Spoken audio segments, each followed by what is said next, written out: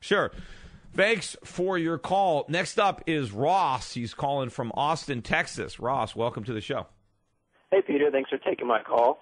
So I've been following you a little over a year now, and I always enjoy arguing on your behalf with some of my friends. But as you can probably imagine, two of the more contentious areas are those arguments involving the gold standard and deflation.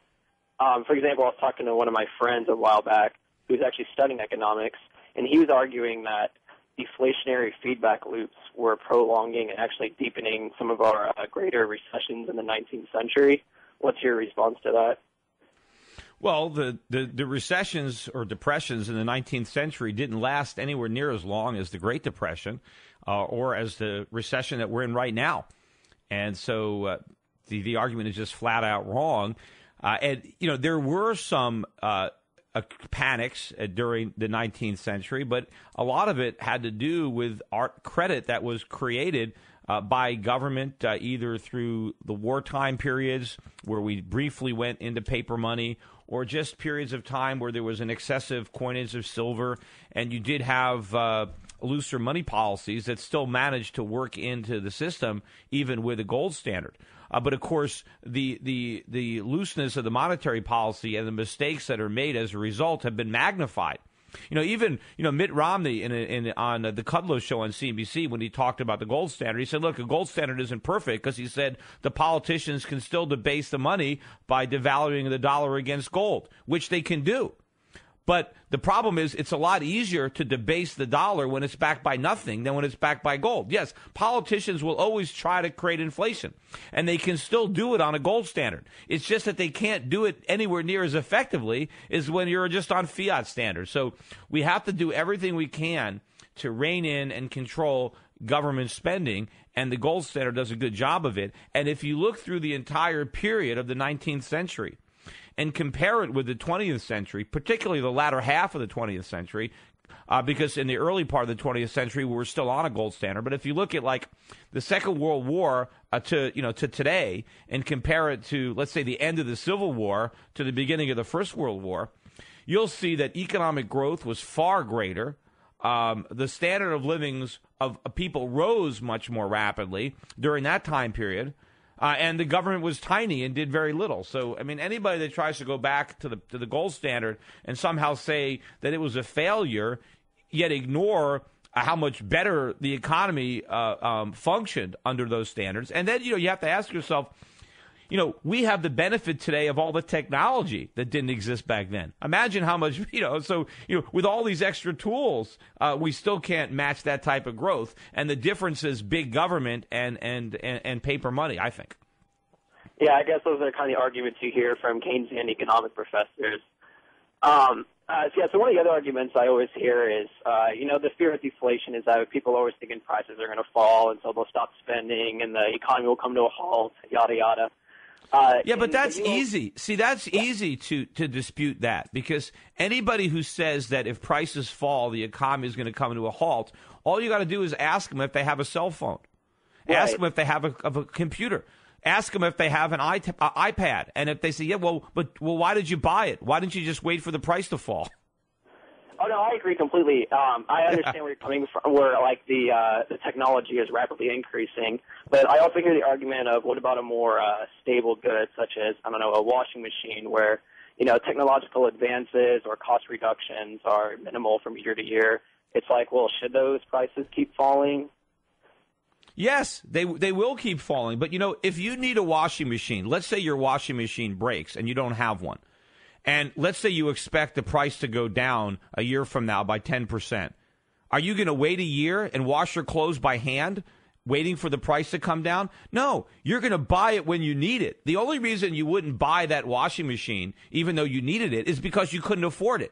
And if you can't afford it, the best thing that can happen is that the price goes down so that you can afford it in the future, and then you won't have to do your clothes by hand.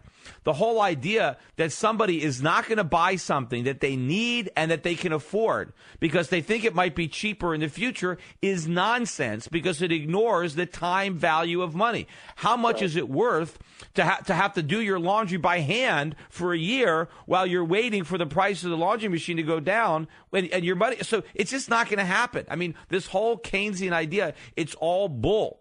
And the only reason it's there is because the government wants to create inflation, and so they have to come up with these crazy excuses to do it. And they got this one about how bad deflation is, and all these idiot economists who are teaching kids at colleges have bought this nonsense, and they don't even bother to question it, because the minute you look into it, the whole argument falls apart. It's nonsense. Yeah. Well, I just had one final point. One of the other arguments. All right, well, you're going to have to wait. We got a commercial coming up. You can make your point when we come back, so stick around. You're listening to The Peter Schiff Show here at SchiffRadio.com. Hey there, brother, watch your little mama got herself a handful, yes, she did. The Peter Schiff Show. Can't you see you getting played, fool? She letting everybody take her to school. All up in the backyard shooting. Sound cool, but hey there, brother. Since the Peter Schiff Show was last on the air, the national debt added another $7.89 million. Luckily, Peter's intelligence is growing twice as fast. That's incredible. Welcome back to your source of sanity in an insane world. It's the Peter Schiff Show. This is Peter Schiff here at SchiffRadio.com, talking to Ross in Austin, Texas, about myths about the gold standard and the fact that economies are prone to more booms and busts under a gold standard than under a fiat standard. Anyway, Ross, I guess you had a follow-up question. Yeah, I just had a final question. One of the arguments I hear sometimes is that under a gold standard, the growth rate of the economy is restricted by the rate of finding of gold. I don't know how true that is. What do you know about that?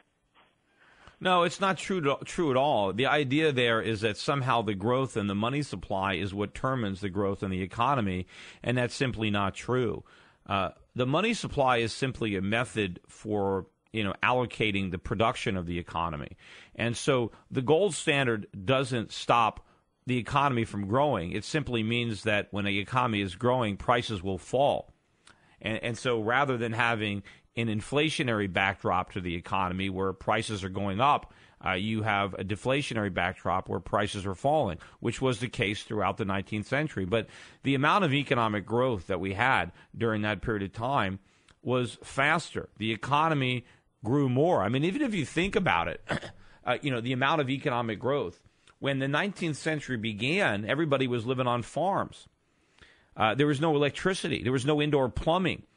Everybody's world was tiny. I mean, you can only go as far as your horse could take you.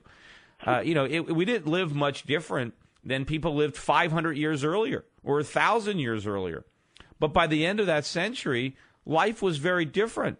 We had cars, we had trains, we had telegraphs, we had indoor plumbing, we had all sorts of the same modern conveniences that we have now. I mean, a house in 1900, other than maybe a television set, certainly in a city, and maybe the telephone, it looked pretty much, it wasn't that much different. So, and think about all the millions and millions of people that we absorbed, immigrants that were pouring into this country.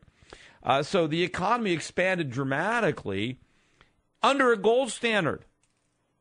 We came from nothing. I mean, think about the big lead that Europe had on America economically. Look at the big lead that Great Britain had on America, or Spain, or the Netherlands, right? There were countries that were way ahead of the United States and Europe as far as per capita, income, and we left them in the dust. How did we do all that on a gold standard if a gold standard retards economic growth? Since we've been off the gold standard, a lot of those countries have caught up. Other countries that we were ahead of passed us. Yeah, no, I'm right there with you. I'll just continue to push the points. But thanks for taking my call. I'll let you go.